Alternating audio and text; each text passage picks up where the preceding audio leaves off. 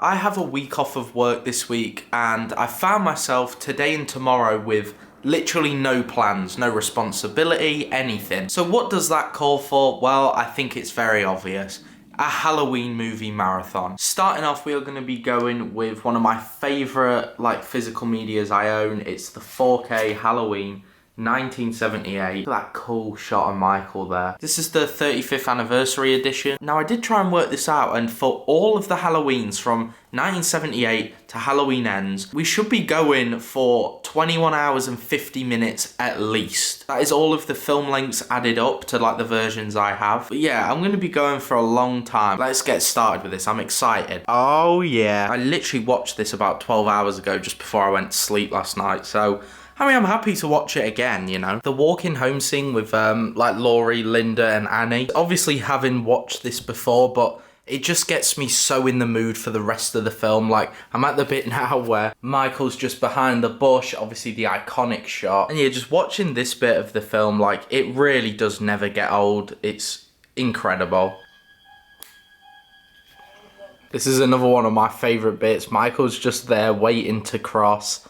He's checking left, he's checking right, and he just goes right past Loomis. I don't think seeing Michael drive will ever be a thing I'm exactly with or wanting to see a lot of, but I forget how much we do see him drive in this film, and I mean, it does make it kind of funny to me personally, but, every time I watch this bit, at this scene here where he is, we rarely see how much he actually tails them, and it happens a lot. What they did so right in this film is how Michael stalks. We see Michael stalk so much.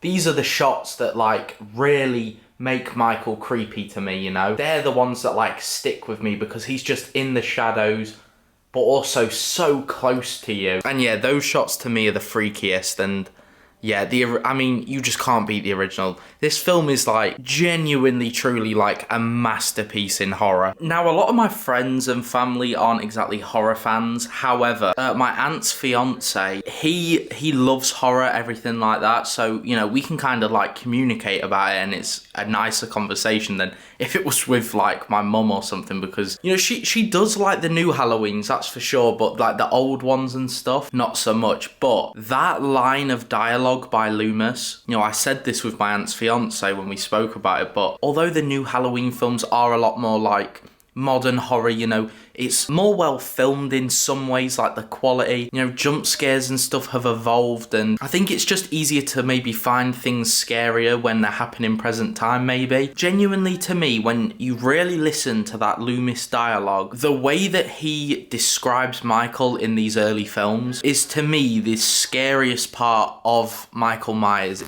To me, it's what makes him, truly terrifying, and it makes this film, for me, really off-putting, and it doesn't matter how many times I watch this film, I love it, and I love trying to watch it. It doesn't matter how many times I watch this film, I try and watch it once a day if I can. It's getting watched at least 4 times a week, put it that way. Every time when I really sit and watch and I listen to the dialogue that's written, especially the dialogue that comes from Loomis, it's I feel nervous around my own house. When it gets dark, I start looking in the shadows. It's incredible. I mean, they just keep coming as well. This is one of my favourite shots too. I'm recording so much while this film's still going on because there's so much stuff I love about it that, I feel like I have to talk about this and I have to talk about that. But yeah, this film is the ultimate. I love it.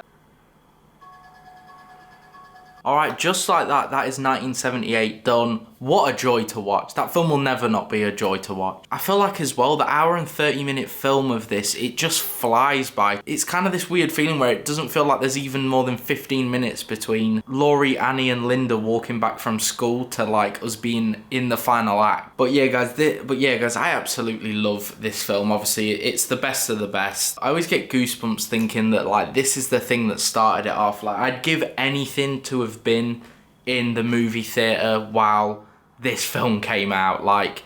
If you're watching this right now and you got to watch Halloween, the original one, at the cinema or the theater, let me know down in the comments below what that was like. But next up we have Halloween 2. This is actually a German Blu-ray release, which is quite cool. I like the art on the back, just the way Michael actually looks. It's very, shape-like, very simple, kind of block colour. But yeah, Halloween 2 is actually one of the Halloweens that kind of had to grow on me. But yeah, it is now one of my favourites. I'm pretty sure I ranked it quite high in my Halloween franchise ranking. It must have made, I think it must have at least made top 5. If not, then I don't know. But yeah, I'm very excited to get this one put in to the player, and yeah, let's see how this one goes down today, because I'm actually kind of in the mood for it, you know, like the hospital scene and stuff.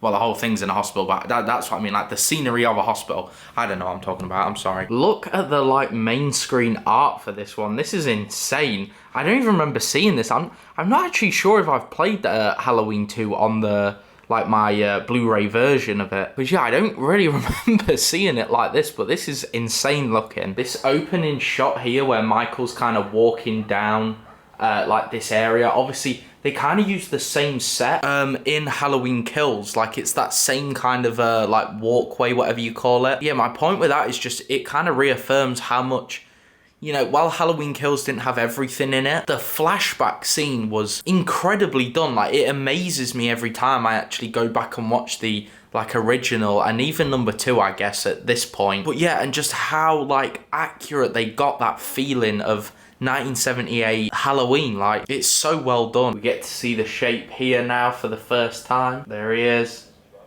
The mask and movement, obviously, with Dick Warlock in this one is something that has grown on me massively over time, because one of the things that I didn't actually like as much with 78, and it's because it was obviously the first one, they hadn't, like, you know, they didn't know Michael was going to become this, like, horror icon in the way that he did. But what I really am thankful for about Halloween 2 is I think that portrayal of Michael, even though 1978 was very humanless, if that's even the right word, like, inhumane, maybe. But the way that Dick Warlock moves in this one truly is just like, he's just this shape, this thing passing through. He walks with like zero emotion. You know, like I said, this film had to grow on me a little bit, but yeah, that now is something I look at, and I think the way Dick Warlock moves in this film, there are certain times I think it's a bit too slow, but yeah, some of the shots of Dick Warlock moving as Michael, like, I find them so creepy. It may sound dumb, but this doctor here, it actually took me, you know, years of having just watched this film to realise that it's the same actor that plays Chief Brody's son, Michael, in Jaws the Revenge. Yeah, I literally, like, that just went over my head. I always recognised him, but I never, like, Googled it or went to actually see what it was from. So that's an interesting one. This shot here that we just see Michael kind of walking around, and, you know, we see the police cars go by, people walking by. It's just, again, it's that thing of how Michael is able to just blend in plain sight at this point in the film. Yeah, it's real creepy, and then we see him just walk past, obviously, to the sign that says Haddonfield Memorial Hospital. I mean, imagine how disgusting it must have been to kiss those fingers. I've definitely never watched this cut of Halloween 2, but in this one, they don't actually show that nurses, like, the boiling hot water, that they don't show that death, like, barely at all. To me, that's one of, like, Michael's most, like, brutal kills in terms of how that must have actually felt. So yeah, I did not know this. I didn't know that they cut it out of this version. So yeah, the case is cool, but I'm definitely gonna have to get a better physical media version of this one. Oh, that music's incredibly creepy though, as Michael's just kind of walking. Oh, look at that shot. That's so creepy. Yeah, that stuff with the way that Dick Warlock moves is the stuff that now really creeps me out, because it's like this thing where, because it really does make Michael this thing where, you know, on first glance, he's human, but then the more you actually watch him, it's like, that's not a human being, that is like a monster type of thing. Okay, we're essentially now at our climax. This is, you know, this is one of my favourite Halloween endings of all time, so I am going to get back with you guys when this film has ended, so we can, you know, give the final overview of this Halloween 2. And he has fallen. Okay, that's Halloween 2 done. This version of it anyway. I have to say, like, unless you're just buying it because of, like, this, I just found this artwork really cool, and also, when I went and got this, I didn't actually have Halloween 2, like, physically. So yeah, I picked it up, like, secondhand somewhere. But yeah, it cuts a fair amount of the film out, this version. Or, not a fair amount of the film, I shouldn't say. But you definitely miss out some of the detail. And, you know, for example, the nurse kill where she's lifted up, like, it's just halved, so you don't have that moment where you're kind of like sat like, oh my god, he's lifting her, he's killed her, he's dropped her. It's kind of just stab, lift, drop, and he's on to Laurie. But yeah, Halloween 2, like I said, it's one that really has grown on me. I find it one of the more creepy Halloweens as well. So yeah, I actually had a lot of fun revisiting that one again. It's been like a couple of weeks since I've seen that one. So yeah, that one went down a treat. But we are now here for Halloween 3, Season of the Witch, the night nobody came home. Yeah, I'm excited to give this one a watch as well. We're ticking them off, okay? We're about to be 3 in. This has literally just started though, so. Okay, I probably should have done this a little while ago, but I've now managed to kind of clear up. I can see the TV much better now. But yeah, this is a cool looking start screen. Not very many options anyway. But let's just go ahead and play the movie. This seems to be like a real old DVD version. Okay guys, it looks like we're going to be watching it in this framing. I have never seen the film like this, so I'm actually kind of excited. I'm not going to try change it or anything. I absolutely love this bit when the song starts playing and he just puckers up the strength to say they're going to kill all of us.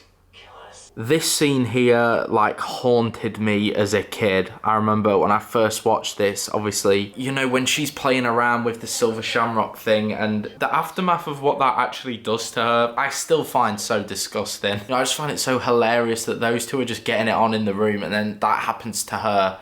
It's so messed up. Yeah, this bit's freaky. I don't know how to describe it as such, but it kind of reminds me of, like, the original Willy Wonka, like the Gene Wilder one. You know, just kind of going around this guy's factory and it ultimately leads to, like, the kid's demise. Here we go. It's time for Mr. Kupfer's son to, you know, get pretty fucked up. There it is, that shot, and he's gone. I mean, the size of the snake that ends up coming out of the kid's mouth, like, it's so disturbing, but it does remind me of Gene Wilder's Willy Wonka, I've got to say. It's kind of like the boat scene in a way, but obviously just much more messed up. We're at the bit now where we realise that Ellie is actually, you know, she's been brainwashed and stuff. Did you guys expect that? Because I thought the way that she was kind of acting, obviously when Atkins did find her, I found it very strange. So, you know, the fact that the arm just doesn't let go is so good. What an ending. I did not expect to enjoy that as much as I just did while this has been playing, but I enjoyed that a lot. I absolutely love the ending to that film. You know, I'm somebody that likes my films to be quite conclusive. I want to know exactly what has happened and I want to leave it knowing the story, but that one, I don't care that I don't know what happens. It's just so good. Tom Atkinson's performance was incredible. I believe her name is Stacey Nelkin, I want to say. Again, great performance. I just really enjoy this film. I think the journey that it takes you on is really good, and it's a great horror film. The day is moving along though now, guys. I'm getting into it now, you know. We're at Halloween 4 now. This is one of my favourite Halloweens. I absolutely love watching this one. It used to actually be a real comfort film of mine. Like, I'd have a film that I'd fall asleep to every night, and Halloween 4 used to be my one when it was on. I think it was Netflix that it was on for a while. You know, I'd just kind of slip it on, fall asleep. Yeah, it's while The Mask is not my favorite, I'll happily admit that, this one to me feels like a Halloween film. The opening to it feels like a Halloween film. We got Donald Pleasance at his best. It's obviously the introduction to Jamie Danielle Harris obviously playing that role, so there's a lot of great that came from this film. This is the main menu we're getting for this film. I think it looks pretty cool. No bonus features because it is just the DVD, but let's just play it. The Return of Michael Myers. Look how beautiful all of that looks. It's proper Halloween colours. Ah, this feels good. This must have been another one that was just incredible to watch at the cinema. God, this film looks so good. The bonus as well of Michael escaping this way is obviously we get that bandage mask look for a little while, which is, I actually really liked it. I'm glad they didn't go the whole film with the bandage mask, but it was still great. And this here, Jamie's like dream sequence, used to terrify me as a young kid. Oh my god, it's horrible. A really good story actually that my mum has from when she was a kid and she watched these films was, so her and she's got 2 sisters, obviously my aunts, but they had all their 3 beds in the same room when they were like little kids, and when this came out and they got to watch it, obviously Michael grabs Jamie's leg when they're running to the bed, so they would like jump up on the first bed and basically jump each bed until obviously they were all in there right beds, but that's just a funny story to me where, like, you know, it really does just pass down. Like, luckily, I've never had a bed where you can put stuff under it, so I've never had that worry of, like, you know, someone being under it or anything. But so I give credit to Dave McRae for spotting this, but if you look here, you can actually see the crew members working the wire to the boom mic, and then here we can, like, yeah, we really see there the boom mic. Yeah, I find it funny that I never noticed that, because with these Halloween films, I don't know why, but no matter the amount of times I watch these films, I always try and look out to see if Michael was hidden somewhere in some of the shots. It's just something I always like to do and like to imagine that, you know, like he is. Yeah, this is one of my favourite bits when Loomis sees him. What a shot. I put this as my favourite shot of the whole of Halloween 4, and let me tell you guys now, I do not regret it. I think it's such an intimidating shot, and to see him just stood like that staring at you. This is another great scene, you know, Danielle Harris absolutely smashed it, and she made this film, really. Yeah, this scene's great. It obviously shows us how Michael gets his mask, but again, Danielle Harris's acting in this is just, it blows my mind every time, if I'm honest with you. Oh, this bit makes me feel so sad. I feel awful for Dr. Loomis at this bit. Come on! However, it does allow us to obviously meet this crazy fucker. At this point with Reverend Jackson, Loomis does a really wholesome smile at one point, which I'm gonna show you guys, but it's the cutest thing. Here we go.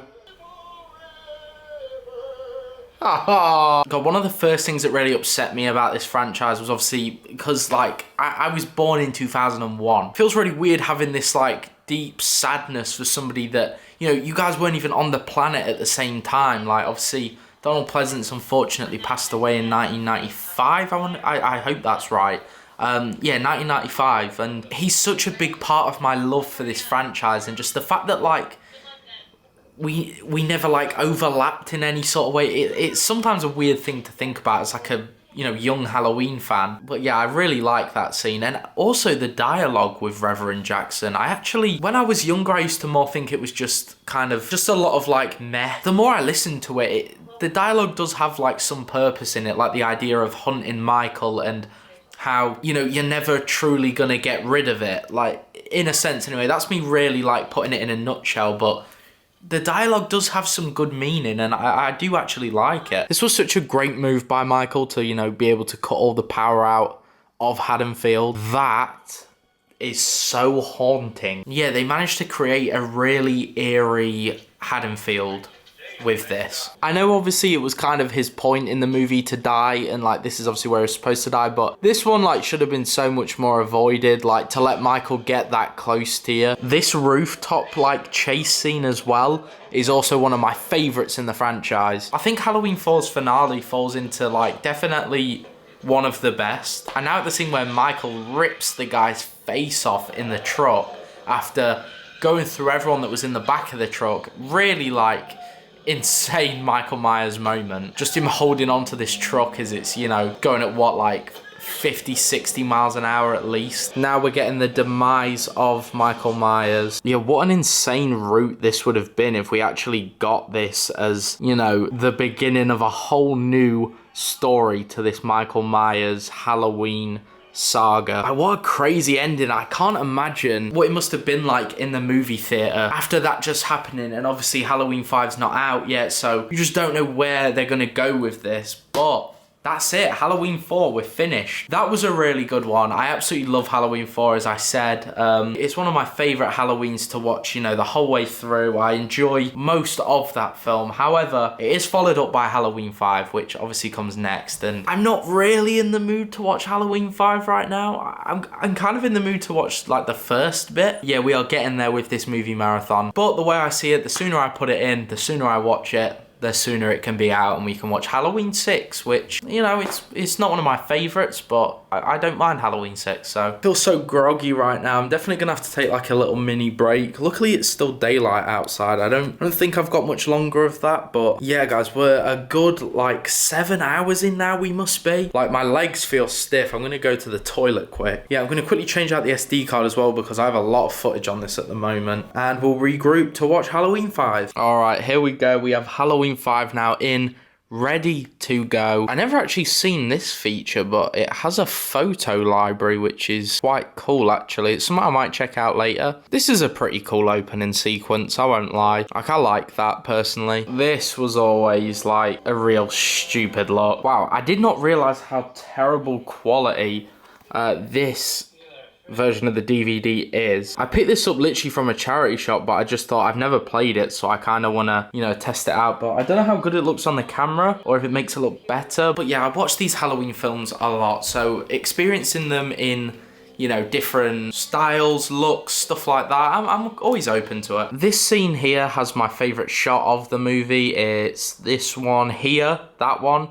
But I'm still so annoyed that they went and actually killed Rachel off. I thought Ellie Cornell was great in Halloween 4, and yeah, it's just, yeah, I don't think I'm gonna really have a lot to say about this film as such, but we're just gonna let it play. I'm gonna show you guys some of mine that scared the shit out of me. One thing I do like about this film though is like these sequences with Jamie and Michael and her being so scared. I do definitely think a big part that makes it scary is Danielle Harris's acting in this, but yeah, I think these sequences with Jamie really are scary, especially when you are like a young kid.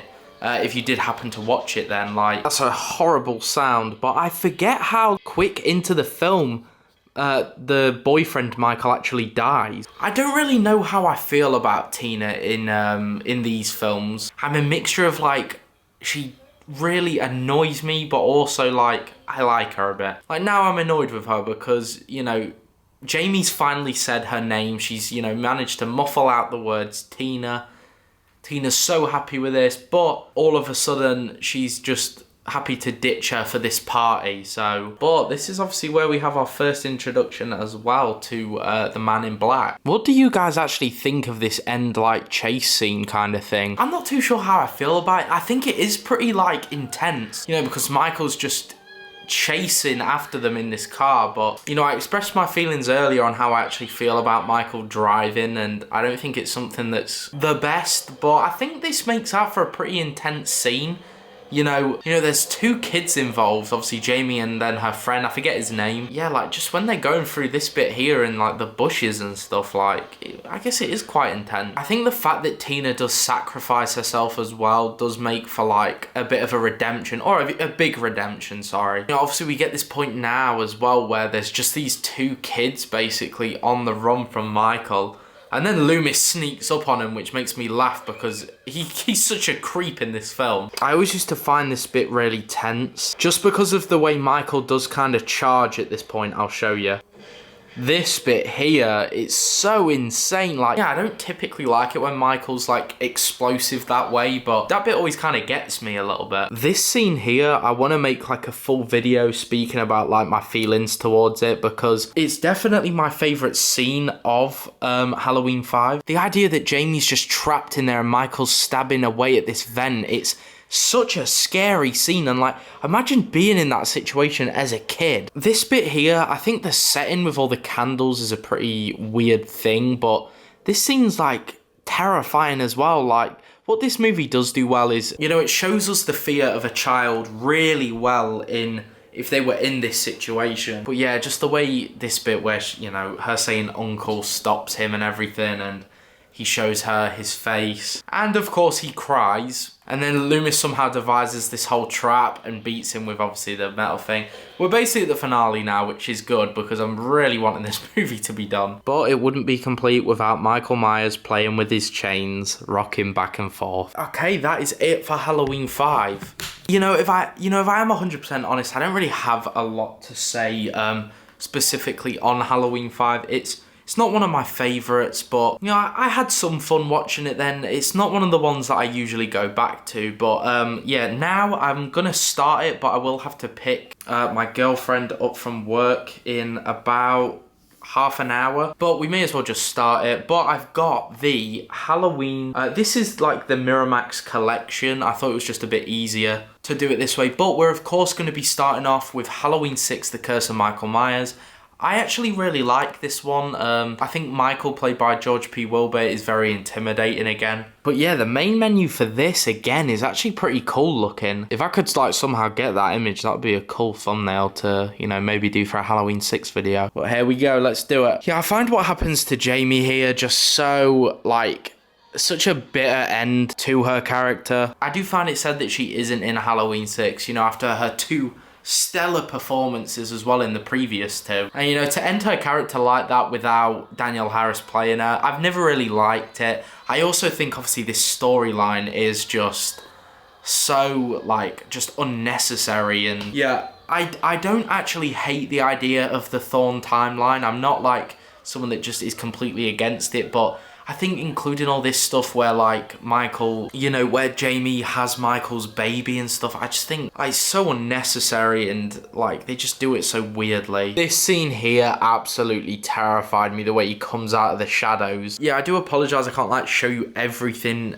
like, in it, because obviously YouTube is quite funny with copyright, all this stuff. What did you guys think to the introduction of Danny? I thought it was pretty meh. You know, like, the idea that the same thing that happened to Michael is happening to this other boy, I guess, like, it's kind of a fresh take to go with it-ish, because they did literally do that with Jamie and then scrap it. But what does also make me sad about this one is, obviously, it's the last performance we get from Donald Pleasance as Loomis, and it's a real shame. And even though, you know, again, this isn't one of my favourite Halloween storylines as such, he absolutely delivers on it. And yeah, it's just such a shame he died so shortly after filming this. Yeah, Jamie's death scene is on at the moment, and it's a horrible death. I don't know if you know about this, but it's actually written in a book that this scene here where she's telling Danny about Halloween and where it came from and stuff like that, in some way of this was actually going to be a scene for the original Halloween. It was going to be basically before Michael kills Judith, and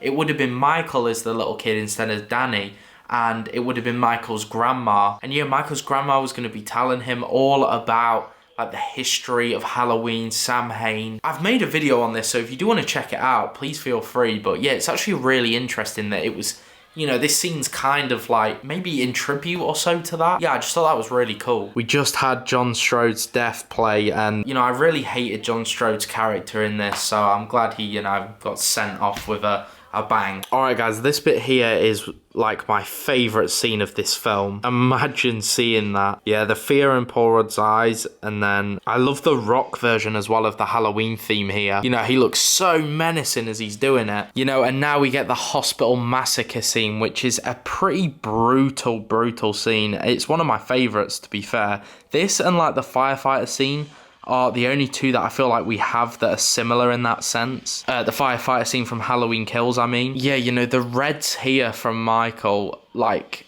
the colours on that mask look incredible, you know, with, like, the red hue. It does a good job of making Michael look demonic, but not in such a, like, cringe way that it seems to have been done with a cult. Like, that red lighting on him just makes him look like a demon. But I'm gonna go and quickly get Millie now, so I'll be back after. Alright, so I'm back now. Obviously, we're at our climax at the moment of Halloween 6. I basically just got back, carried on watching. This scene here where Danny's just trapped and then Michael starts reaching for him is horrible. And yeah, you know, Paul Rudd gives him the beat down now. That's what he's currently doing. Loomis obviously lets them out. There we go, in memory of Donald Pleasance. So yeah, obviously there's the other cut in which, you know, Loomis gets the whole thorn thing on him. Out of the 2 though, I'm honestly not too sure which one I actually prefer. I think this one, although it's sudden and obviously we don't really work out what happens with Loomis when he does go back in, I don't necessarily mind this ending of the whole, it just kind of pans down to Michael's mask and then the empty syringe. But yeah, that was Halloween 6. It's now pretty much, like, it's pretty much dark out. H2O, Resurrection, Rob Zombie 1, Rob Zombie 2, Halloween 2018, Halloween Kills, and then Halloween Ends. We've still got 7 more to go, so let's get on with our next one, which is one of my favourites actually, Halloween H2O, so we're getting there. Alright, so slightly annoying, but it doesn't seem like my H2O actually has like a main menu or anything. It's just kind of played the film, so we're just going to be going straight into it. I've seen a fair few people say that H2O doesn't really feel like Halloween, or like a Halloween film. I actually think the opposite, especially to the intro. I think, yeah, I actually really like the colours and everything like that personally, but I don't know. One thing I never got about this film is how he goes in there and it's like broad daylight. And then after about 5 minutes of searching, it's completely dark when he comes out. Yeah, it's just one of those things that don't really add up necessarily, but I find this opening scene with Nurse Marion actually really good. I think, obviously, aside from the issue with this film is, you know, obviously the mask changes every minute. Like, which, by the way, that's an incredibly creepy, like, reveal of Michael. And then we've got here, it literally just cuts to the curse of Michael Myers' mask. Quite a big point of this as well is that obviously it's not actually set in Haddonfield, which, if I'm honest, I don't actually hate that. I think with the kind of plot that we're given, the idea of it taking place in this school, I think actually makes a fair bit of sense. This scene here with obviously like the restroom scene, I think the suspense that we actually get from this scene is really good. You know, the way through the mother's view, we get to kind of see Michael, you know, in the room. We see that he acknowledges that they're there, but for whatever reason, he decides to just move on. But the suspense of like not knowing what he's gonna do and he could just go into that cubicle where the kid is terrifying. Yeah, like the way we just see, even like she's not even properly looking at Michael, she's looking at Michael through the gap in the reflection. This is another bit I really like about this, obviously, just with the fact that that really is like a mother-daughter conversation. Yeah, this scene's just sick, the way it is. Obviously that's Janet Leigh. So yeah, it's like a really cool nod to Psycho. This here is the first scene we properly actually get to see the CGI mask properly, and I mean, I'll let it speak for itself. What the hell? Yeah, the whole CG mask thing and the whole multiple masks of this film, just, it's really irritating to watch because I personally don't think that the Stan Winston mask is that bad. I get that eye holes are a little too big, but the KNB mask is, it to me looks like a hockey mask in some aspects. It looks really like metallic almost, like it would be like a hard shell kind of mask. But yeah, I think if this just consistently had throughout the whole thing the Stan Winston mask, I'd be pretty happy with it, to be honest. Alright guys, so I want to use this scene to show you truly how much this all changes, like the mask. So we've got the KNB mask right now. Stan Winston, KNB, Stan Winston, KNB. I believe this is the KNB, still the KNB. And now in the trailer, this bit was the KNB mask, but it gets changed to the Stan Winston mask. You know, like, how insane is that to change it that many times? Like, it seems like it was a bit of a mess, like, post-production wise. And obviously during production, you know, to switch it up like that. I think where this film really stands out to me, though, is this final act right here, where obviously Laurie's transporting him. Yeah, we see the body bag start to move there, and yeah, I'm gonna just enjoy this final act now, and I'll catch up with you guys when the film is actually done. Alright, there we go. That final act is so incredible. Like, if that really was the end of Michael Myers, I think that is the way to do it. Like, they absolutely smashed it. Obviously, we know with the unfortunate resurrection that we're about to be watching, that's obviously not the case. But yeah, where this film definitely has its faults for me with the mask, there are times where it doesn't really feel like a horror film, if I'm honest. Yeah, so I understand it's not maybe as scary as some of the previous ones, but yeah, I do always have a lot of fun watching H2O. It's now time to put on Halloween Resurrection. Beforehand though, not that it's any kind of like change up for you guys, but I'm gonna quickly charge this battery a little bit because I'm on 7% and I do not have a spare, so I'm getting tired. I'm getting real tired right now. I did just have like a mini break just to kind of chill for a bit, close my eyes, so I'm feeling a little bit more regathered now, which I feel like I needed for this film. But I'm gonna go ahead and click play because I think I already showed you the main menu screen. If not, I'm really sorry, but I think I did. But yeah, let's get on with Halloween Resurrection. Also, if you guys are wondering why I'm like sat so far forward, like on the sofa, I've got like this beanie thing here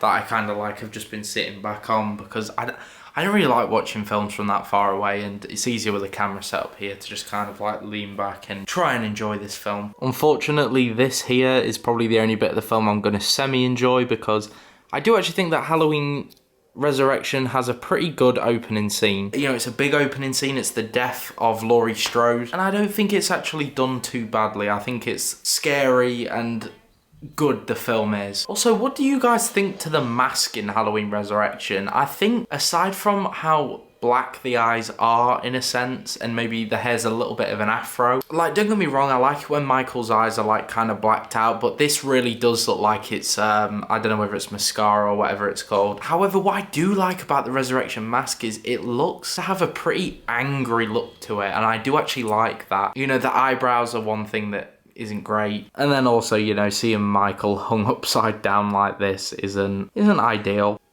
Yeah, that didn't need to happen. Yeah, that is the death of Laurie Strode. It's crazy seeing it as like Jamie Lee Curtis. It's just such a not natural thing to see. But yeah, now we move on to this whole Dangertainment shit and Busta Rhymes. So here we go. This bit here is one of my favourite kills in this film. Probably my favourite, to be fair, but this I actually like a lot. You know, with what they chose to do with this film and it being a whole like, you know, like reality TV series. I think this kill was a good idea. Yeah, the more you watch and like actually listen to what these like Dangertainment, like the people that have been cast for the reality series, the more I hate it. I also think the whole like Deckard character, like the one that's obviously messaging her throughout it, I don't know if I liked that or not. Like, I think it at least gave us a break from what's actually going on in the Myers house. So, in that sense, okay. But also, I just find him such a pointless character as well. Another thing I don't like is when they're exploring the Myers house and it ends up being that there were hidden, like, almost torture devices that baby Michael would have had to endure and stuff. How he's, like, strapped to the, like, high chair and stuff. I just think all that as well was absolutely ridiculous. I forgot how quickly as well that they all actually die. I forgot how quickly as well they all actually start to die. This bit here as well, this bit in like the sewers, I thought this bit was actually quite creepy. But yeah, I actually think this bit, like the setting of it, the idea of like a sewage system being under the Myers home, like I thought that was actually quite cool. And yeah, the way he's like stalking her here as well is, you know, it's not bad stuff. I mean, growing up, I still think the mask is scary of this film. I just think it's the eye makeup. Like, it's very like goth metal type, which I don't really think suits Michael Myers too much. The system that they start to create where Deckard is essentially telling her where he is in the house, I actually thought that was quite good. No, I think that's quite a scary thing. You know, that's the stuff for me that if it's done right, it's got that same effect of on When a Stranger Calls, when obviously the operator tells her that the call's coming from inside the house. It gives me like that same kind of like gut feeling where it's like, oh shit. So yeah, I did actually kind of like that element of it as well. I found this bit quite funny as well when Michael just puts his head through the window. I think it's this bit anyway. Like, I'm pretty sure he just slams through like a rhino. Like, doesn't open the window at all. And then he gets her, I think, on the... Oh, no, it's just on the calf. That's pretty disgusting. I remember seeing, like, this reveal when... Yeah, and then he's just there. I can't do it. I can't do this. This has been such a long hour and a half, I think this film is around. And then he gets electrocuted in his balls. I've never actually watched this DVD, so I'm not entirely sure which cut this one is. I don't know if it's the one where Busta Rhymes, like, axes him in the head, or if it's the one where it's later on and the nurse... Okay, yeah, it's the one where the nurse ends up being there when he wakes up, and...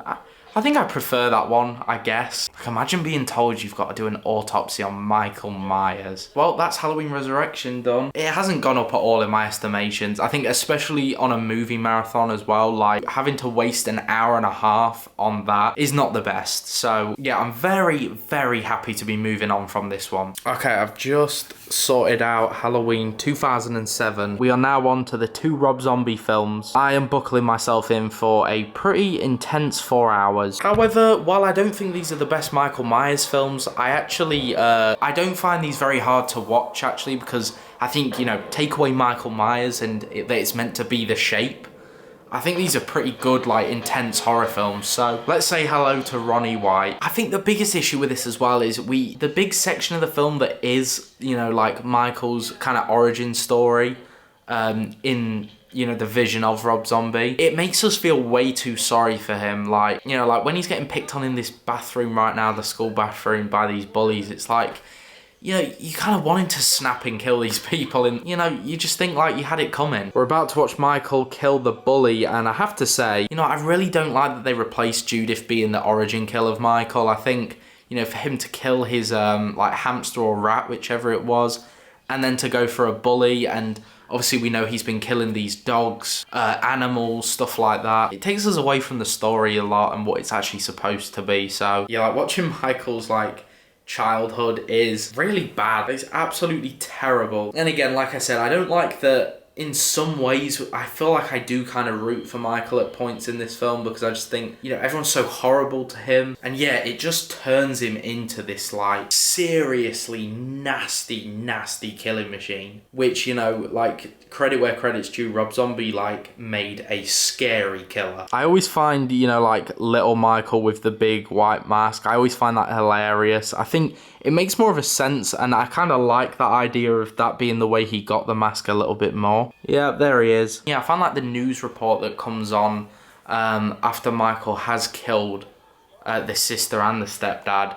I think that's actually quite cool in this film. I think it looks pretty real and like intense. I do respect Rob Zombie for doing something different, but then it's like when I'm watching these scenes now where it's like a young Michael Myers with Loomis, I just feel like this is the stuff I didn't need to see, especially considering like that original message that Dr. Loomis does give us. Yeah, one thing that is different, but I like it in these films anyway, is that, you know, obviously Michael's played by a giant, he's played by Tyler Mane in these two films, and again, it adds something new, definitely. It's not really Michael Myers to me, but again, it's like it made a really scary killer. When out the escape scene, obviously, it's not the one, the alternate one. I don't actually remember which cut it is that has that stupid scene in it that adds nothing, but yeah, I don't even want to talk about that scene. But this escape's actually quite good, like the way he's locked in with those 4 or 5 guards, and then he just busts out his chains and just kills them all. Yeah, I think that's a good escape, and it's obviously shown with lots and lots of blood, just the way Rob Zombie would have wanted. Now at the bit where Danny Trejo's character is being killed, this is a pretty like gut punch, to be fair. Like, this was actually a sad death. I don't think all the deaths are just throwaway just to like kill for like killing's sake. You know, I think this one especially, the Strode's death later on, obviously, like, Annie's death, even though, obviously, spoiler alert, she doesn't die in this one. But, like, her scene in both of these films is terrible, but, like, in a good way. Like, it's actually sad. But, yeah, we're, like, what, an hour in now? Just under an hour, and we're only just at, like, the recreation, I guess, of the scene. With, like, Laurie, Linda, and Annie walking home. Like, it just felt like it took so long in the film to get to this point, and we still have like another hour left. Brad Dourif as well as Sheriff Brackett was a great decision for this film. You know, in some ways I do actually think on the cut of Halloween 2 where we really hear his breakdown when Annie dies, you know, in that sense I think he almost delivers a better performance than like the original Brackett. Like, I like them both a lot. Obviously, Charles Cyphers is great as well, but this is obviously where it does properly, like, get intense. I put this actually as my favourite shot of this film. It's when Michael's stalking her in that swimming pool. And then I also think this entire, like, house chase that comes after all that is pretty good as well. Okay, so Michael just charged Laurie. They're both now obviously falling out the window, and I believe this is like basically our end shot. Yeah, like she obviously shoots him in the head or whatever, screams, and then it plays, or maybe, I don't know if it does do it in this cut, but, and then we get like the childhood videos of those two or something like that. Yeah, she's mad. She spits on him, everything. Yeah, what a gruesome end. But yeah, that was Halloween 2007. To be fair, once you get past like the kid scenes where Michael is a kid, it's actually not too bad. That actually like went fairly quick anyway, but I'm going to definitely take a minute now, and then I'm going to get started with Rob Zombie's Halloween 2. However, there is a fan cut of this film, like a non-profit fan cut. It's an hour and 38, and I've not watched it yet, but I always see it come up on recommended, or maybe not always. It was a couple of years ago it got made. Try and find it now, but yeah, it's this one here. I'll link it in the description as well, but yeah, it's basically Rob Zombie's Halloween 2, a fan cut of it, that I haven't seen yet, but it's got over 1 million views. So I'm quite interested to see this one, and it makes it a little bit different too. Cole Edits is who's made this fan cut, so yeah, I'll let you guys know if it's good or not. I took a little break between Rob Zombie's Halloween 1 and this one, so I feel a little bit more refreshed now, but the opening to this film, like, I get it, like, it's gonna be gory because it's a Rob Zombie film. Yeah, this bit's just disgusting to me. This is another part of the opening that Richard Brake is really good at playing messed up characters, and I mean in this one, as we know by the dialogue, you're almost a little bit happy that they did die. In this film, if I'm honest with you, I think Laurie Strode's like trauma in this one, and how she gets obviously adopted by the Brackets. I think it's actually more of a realistic evolution if you've been through something like that. Like, she turns into like a real like goth metal, but like also just incredibly reckless, not caring, which was like a complete 180 to who we did have in Rob Zombie's Halloween 1. And I don't actually hate what they did with her. I know some people find it a bit cringe that they, you know, made her really like emo or whatever, but I think it kind of does make sense in a way for something like that to happen to you at that age. So I don't think Rob Zombie did too bad with that, and it obviously meant that we could tie in the Brackets again and keep them with a close relation to Laurie. What is interesting about this fan edit is we're now at the hospital scene, which obviously opens up Rob Zombie's version of it, but we're now having it after, you know, we've been introduced back to like Annie, Sheriff Brackett. So yeah, we're now at the hospital scene, like dream sequence. Yeah, he obviously really messes up Octavia Spencer, but I do think that this Michael Myers has got to be the most brutal one that we've seen. Another thing that I don't like about this is that they make Dr. Loomis's character so unlikable in it. Obviously in this one he writes the book, which leads to Laurie finding out that she's related to Michael. But yeah, just the way they treat Loomis in this film, just, I don't think it was needed. I don't think it helped the story at all. And then obviously we also get introduced to the like proper supernatural element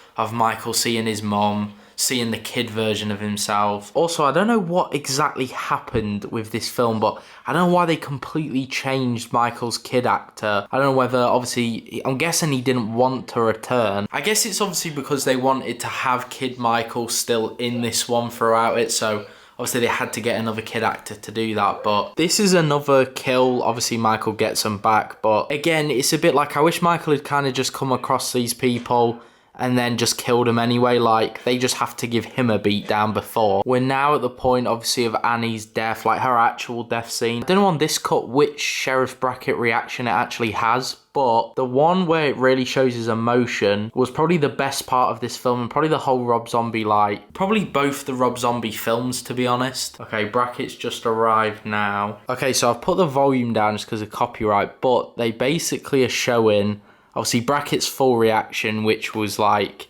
that on its own was obviously horrible to watch, but they're playing like this clip of Danielle Harris when she was young. This is probably like the saddest death in the franchise, probably in my opinion. We have now though reached the finale. I kind of just sat back and watched it for a little while now, but Loomis is getting fucked up at the minute by Michael, and he really does get messed up in this film as well. Like, there's like brain hanging out, everything in one of the cuts. But yeah, the whole like supernatural thing of Laurie like being held down, and then when Michael gets impaled by whatever it is. Again, I just never really could get with that and like enjoy it as such.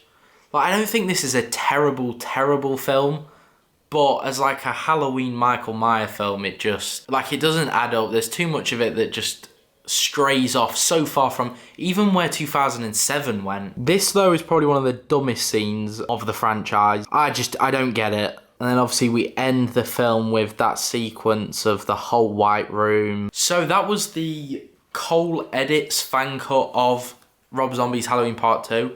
I suggest watch it if you haven't already. It's obviously a bit different from the actual cuts of the movie that were released. I think Annie Brackett's death is definitely, I think it added to that feeling of obviously Danielle Harris dying. But yeah, other than that, it was kind of just like a standard Rob Zombie's Halloween 2. They definitely like didn't include the whole like mum coming back as well, which was good. So yeah, I definitely would say actually if I was going to watch Halloween 2 again, it would be this cut that I use. So yeah, you can go and watch this for free on YouTube. Like, it's just up. It's by Cole Edits. I'll put it in the description so you can see it. But yeah, it's a nice change anyway from all the supernatural stuff that was in obviously the other two cuts. But yeah, we are well and truly now at the final stretch. We're at the final 3 movies of the franchise. We got the David Gordon Green trilogy to come. We're going to be kicking it off with the Halloween 2018. This is the 4K Clash of Titans release. I think it's Clash of Titans anyway. Yeah, this is a really nice steelbook actually.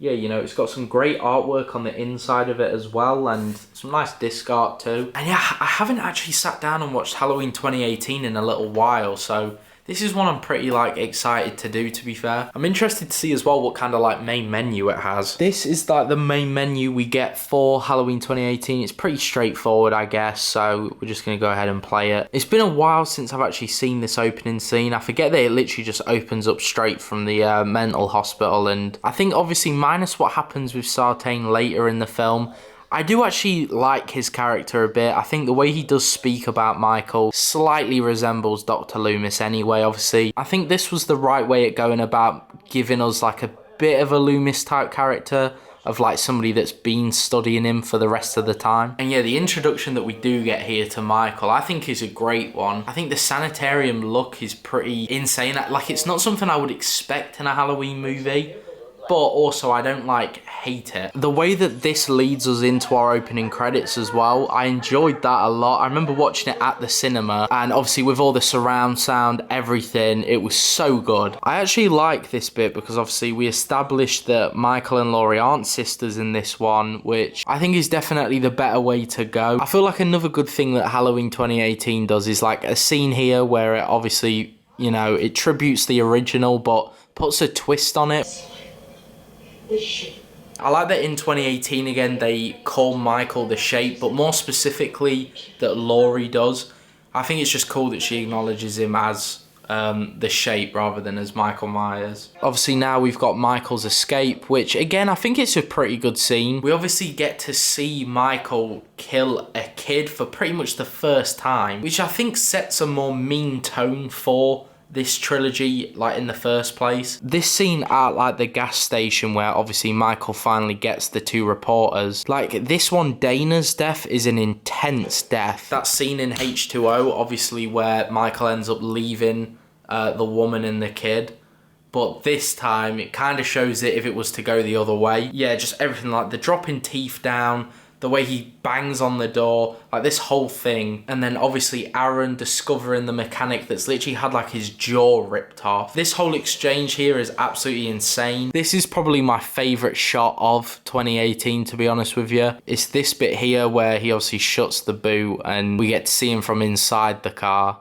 But yeah, something that I didn't like though was I feel like we saw too much of Michael's face, and we do throughout this trilogy. Like one of the rules to me with Michael is you just don't show his face if you don't need to, and yeah, I just feel like we saw too much of it in that scene, but other than that, it was obviously a really good kill. This shot here as well, this was a contender for one of my favourite shots of the franchise. This entire, like, one take. You know, the way that this was filmed was incredible. Just the way we kind of get to see a little bit more into, like, Michael's mind and just how he kind of goes about setting up his kills. So I do actually really like this bit. I know obviously also Julian's character got kind of mixed reviews. I didn't really mind him. I didn't think it was that bad. I get that it's maybe not necessary to have him in the film, like, you know, be such like a loudmouth kid, but I didn't think it like ruined the film or like dampened it in any way. We're now coming up to the bit where obviously Michael and Laurie first see each other again, which I think is done quite well with like the mirror shot and everything. You know, it's like they both see each other, and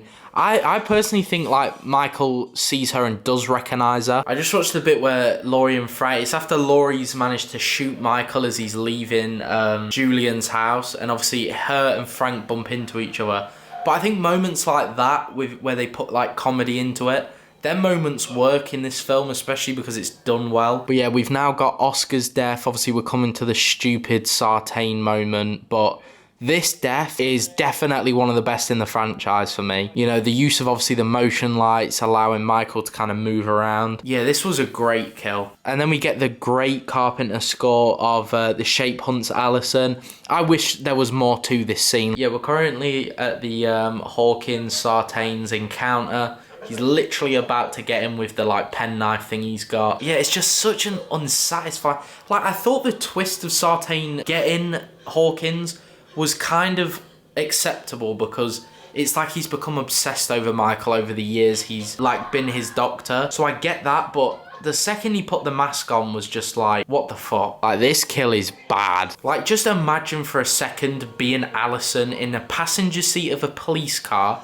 with Michael Myers. He's just woken up and he's kicking the shit out the driver. But yeah, guys, we're now at our final act for Halloween 18, and I actually really like the final act to this film. I think it's really well done. The tension that they managed to do throughout this final act is consistent. I think the whole thing as well with the basement not actually being a hiding place and it being a trap was like a pretty good move, actually. I thought it was like a nice twist, if you want to call it that. Also, the fact that this entire scene pretty much is completely silent, I think that was a good choice. I do like, obviously, the Carpenter scores that they add in, but the idea that this was silent just made it so much more terrifying. Now, at the bit where they obviously trap Michael, and they basically set that whole floor on fire. But yeah, I'm going to finish this film out now, and then we'll be able to move on to the next two. I'm going to take a quick break for some food. And yeah, that's Halloween 2018 done. One of the better ones I've watched in a long while at the moment. You know, obviously the original's great. I enjoyed H2O, but yeah, I mean, Halloween 2018 is definitely up there. The food of choice is a Wendy's. For all my, you know, American fans out there, it's the best I could do. Sorry about that. All right, we're moving on to Halloween Kills. Yeah, the main menu for this one's cool. There's a lot more special features on this version of it. So yeah, let's get these last two movies done with. As I said, with watching the original and then even number 2, they really smashed these flashback scenes. Like, these feel like 1978. You know, like, it can't have been easy creating a 1970s Haddonfield, but I think they did a great job. You know, it's got that blue hue that the original film does have. You know, it feels so well done. So, you know, while this film wasn't perfect, what it did have was a near perfect flashback scene. This scene here with a young Hawkins, I thought was good dialogue too. It's like, we get to know a little bit more of Michael Myers without it ruining the mystique. The entire Myers house, really, like, if you look at it, like, detail for detail, it literally covers every single detail of the Myers house. Tommy in this film, I think, was a pretty big wasted potential. I think this speech was meant to be, like, a Loomis type speech, but to me, it didn't hit like that. And that wasn't Tommy's fault or Anthony Michael Hall's fault. Like, he's a great actor. I just think the lines were just not great. And obviously they don't really get better throughout the rest of the film, so it doesn't really give him a chance to be liked as an adult Tommy. And then this here is one of my favourite Halloween scenes of all time. So obviously when Michael escapes using the firefighters, this bit to me is the part in the film where obviously Karen kind of has the realisation probably. Like, she's probably in shock, you know, with like everything that's happened, that I feel like this is the moment it obviously all hits her as she's washing the blood off of her hand, and you know, she sees the wedding ring. Obviously she realizes Ray's dead. There's all these things that like probably just hit her all at once, and I mean, I think I speak for other people here as well when I say like this film was a big redemption for Karen, the way I see it anyway. Obviously we know that her end to this film isn't too great, but you know, this film definitely goes more in her favor in terms of, you know, we feel bad for her and stuff like that. These guys get a brutal death as well. You know, whenever I watch this film, it makes me so happy that I have a Halloween Kills mask, because this shot here of him, like when it pans up here, that shot of that mask, it's got to be one of Michael's most like intimidating and mean looks. Big John and Little John in this film are, you know, an interesting duo. A little bit like Julian. I know they had kind of mixed reception, but from what I gather anyway, I think these guys definitely had a better reception than Julian maybe so did. I didn't think these guys were that bad. I thought it was like an appropriate way to introduce the Myers house again. Yeah, you know that they're absolutely done for as like characters in the film. Yeah, I think Big John and Little John were a nice addition. This bit, however, I cannot get behind. Myers is alive. What? The way that she says what when she screams that, I know I've said it so many times before whenever I mention this film, but still to this day don't get how that was the dialogue she was given and it was just that on its own. You know, I think Allison in this film is insanely like, you know, she becomes a real final girl in this film, but yeah, that bit of dialogue was terrible. Unfortunately, we've said bye to Nurse Marion, but this bit here as well where Lindsay's being stalked by Michael, we just needed a bit more of this in the David Gordon Green trilogy. You know, I know it's been said before as well that it seems like there was parts of this that was cut with just how like battered and bruised Lindsay ends up when like Alison and Tommy find her. But yeah, we just needed more tension like this. It was done so well what was done here. This bit here also, the dialogue between Laurie and Hawkins. You know, this is just two great actors that have been given some dialogue and they just play it so well. Like, this is such a simple scene. Like, it's just both of them laid in a hospital bed, but it's the most like, I don't know if the right word is heart, but it's the most heart this script seems to have, and it's just the way these guys deliver it. Oh god, yeah, then we get all the evil dies tonight stuff. I mean, I honestly, like, I'm not gonna, but I always want to skip past this hospital bit because it just does my head in. Yeah, currently at the bit where Mr. Tivoli meets, obviously, his demise in that, like, not nice scene, to be honest. I found this a bit unnecessary as well, to be honest. But yeah, we've now got Alison and Cameron in the Myers house. Yeah, currently watching Cameron's death in this film, and I mean, he gets messed up. And then, you know, he's not done. He gets Cameron's head, twists it. I think this is a nice, like, evil side of Michael where he now does have this, like, added rage for Alison and Laurie just because of the amount of shit they've put him through.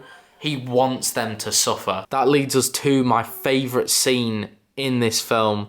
One of my favourite Halloween scenes of all time. I think the soundtrack is incredible, and it's when Michael picks this mask up and he takes on Haddonfield. Yeah, I think this scene's so incredible. It's shot amazingly, and yeah, I suggest you go watch it. But yeah, we're basically at the finale now. Brackett's just died, and yeah, we get this moment now with Michael and Tommy when he tries to kill him. I do have the theatrical version on right now. Obviously, I know it's a little bit longer in the extended, and we actually see him get killed with the old Huckleberry. But yeah, Karen is done for. Michael looks brutal in this bit as well. Yeah, there we go. That was Halloween Kills. This has been a real roller coaster, but I can now say we're on to the last addition to the Halloween franchise. We've got Halloween Ends coming up next. Yeah, guys, I'm going to sit back and really try and enjoy this one, but we've got Halloween Ends. I'm playing the Blu-ray version right now. This right here is our main menu art for this one. We got some nice bonus features here, but let's get this film played. This was definitely a lot, but I'd be quite interested in doing this a little bit more regularly. Obviously, no way near enough films, but, you know, maybe one or two films from a franchise, maybe just the one if I haven't seen it before. I can kind of, like, keep you guys up to date with that. But yeah, I think it would be a pretty good thing to do, just to, you know, do a little bit of a longer video, a little bit of a chill one. So yeah, if you do enjoy this video, make sure you leave a thumbs up and subscribe for more. We're really close to 1,000 subscribers right now when I'm recording this. I'm currently on... Wow, okay, I don't know if you can see, but I'm currently on 999 subscribers. I do actually really like the opening scene to Halloween Ends. I think it's different. It feels a little bit more like kind of a Scream opening in some ways. But yeah, we get Jeremy's insane death scene. That stuff's brutal. We then get a pretty cool monologue by Laurie Strode. That shot's incredible. It's one of my favourites. Yeah, it was definitely a new and different opening to a Halloween film. You know, it was an interesting recap on what's happened already, which was quite interesting, and it, you know, puts us in the swing of things, I guess. I love this bit where we kind of, you know, get that little bit of a hint into where Michael's been all this time. Like, when you think about it, it's so crazy that the whole time he was just in a sewer. We definitely get a different, you know, look to Alison in this film as well. She's like a lot more confident. She has like a little bit of a like Rob Zombie Halloween 2 kind of changed the way like Laurie did in Rob Zombie's Halloween 2, sorry. You know, she's very clean cut in the first one, but you know, the events of what's happened have essentially, you know, made her a little bit more like edgy and stuff. Laurie and Hawkins' interaction here as well is something I like a lot. You know, it's nice to see them just talking casually without obviously the idea of Michael Myers being around in their head. I wish we saw more of Hawkins in this film. I feel like, you know, there's a lot that was wrong with this film in my opinion, but yeah, the fact that we didn't really get much of Hawkins was just something that felt like such a waste on what Halloween Kills did for Hawkins. And yeah, you know, this bar scene, we really, you know, we get a little bit more into a look of like kind of Corey in his mind as such, the way he's just acting and dancing. But then we also get like more of a look into Allison and, you know, how kind of crazy she's gotten. But yeah, again, these bullies are just like the worst of the worst. They're just trash. But yeah, I'm sure you guys have seen, but if you keep looking here, on this right side, like there, that is Michael. Rewind that if you haven't seen already. Because I remember when I first spotted it, it was actually at in the cinema. I was just luckily looking at that place, and you know, just seeing him walking from the blur, which like everyone I was with missed it. But yeah, I just find it cool the way you can just kind of see the blur of him. Yeah, here comes a huge moment for the film where Corey meets Michael. I still find the idea that Michael's kind of transferring his evil onto Corey a little far-fetched. I think, you know, where we come from the original Halloween, I'm not such a fan of this idea. It seems a little bit like Marvel-y to me, like even the music.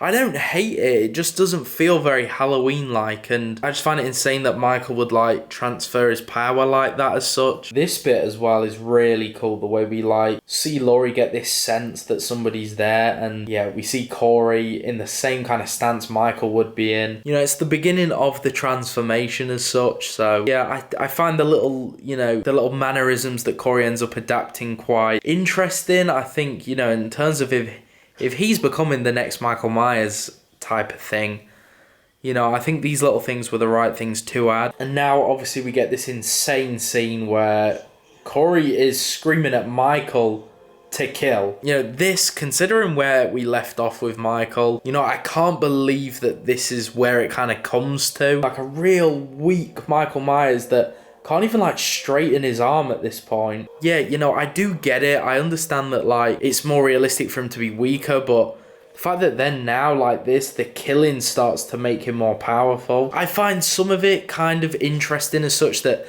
the killing obviously transcends him more. I don't hate that. It's just the whole like Corey forcing him to do the kill. I would probably say that this kill here is the best we actually see of Michael in the film. He looks huge stood there as well. But yeah, this whole scene here feels very Lost Boys-esque. And we see Corey do the Michael, like, sit-up. Yeah, then we do get this scene where Michael just basically gets thrown around. I can't watch this bit. It's when Corey just drops him here. What in the world? Yeah, this whole junkyard scene as well is great. He's just killed a couple of the bullies at this point. What I would like to know is if at this point here, guys, did you think for any second Laurie was maybe gonna, you know, attempt to kill herself but actually get interrupted by Michael? Because I wasn't sure. I really didn't know what to make of it, to be honest. This bit though is like ultra psycho from Corey. You know, like to stab yourself in the neck like that just because, you know, in hopes that obviously Allison will think that it's Laurie that killed her. But now we have our final act on our hands here. Yeah, I want to sit back and kind of just enjoy this because on a couple of my more recent watches of this final act here, I will definitely say that I have learned to appreciate just the fight scene more. When I really sit and watch it now, this really is a good battle between Michael and Laurie. You know, there's a lot going on in a short amount of time, and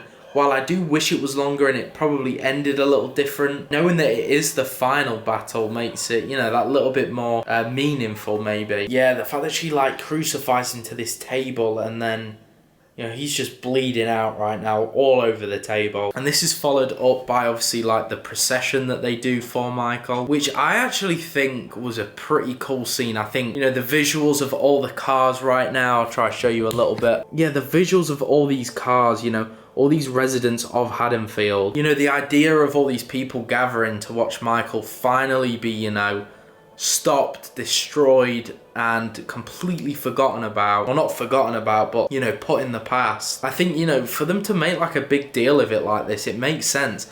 The only things that I just don't get about it though is little things like why Lindsay wasn't there. There's many different things about Halloween Ends where it's like I don't get why, you know, she wouldn't be there at that point front and center with Allison, Laurie, Hawkins. It just doesn't make a lot of sense. But yeah, it really just seemed like when it's done though, it's done. Like I feel like when it does cut to this morning scene here with Allison, you can tell that there was like more to this.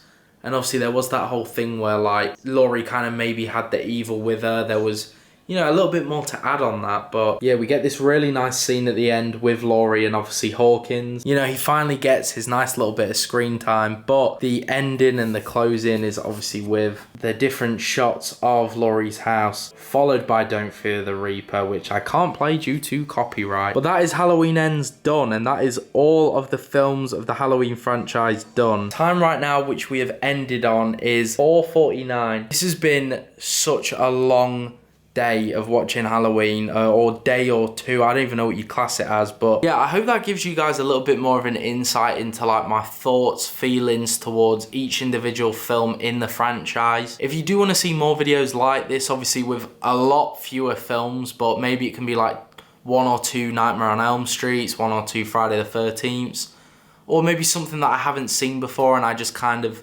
document me watching it in some way and giving you guys my thoughts on certain scenes, then yeah, make sure to like this video, subscribe. We're very close to 1,000 if we haven't hit it already. I doubt we will have by the time this goes out, but if you're watching this and you got this far, please subscribe. I would very much appreciate it. I'm doing a giveaway as well at 1,000 subs, so go and check out my video about that. It's like a few previous ones. But yeah, I'm gonna go to bed now. Definitely gonna go to bed now. So I'll see you guys in the next one.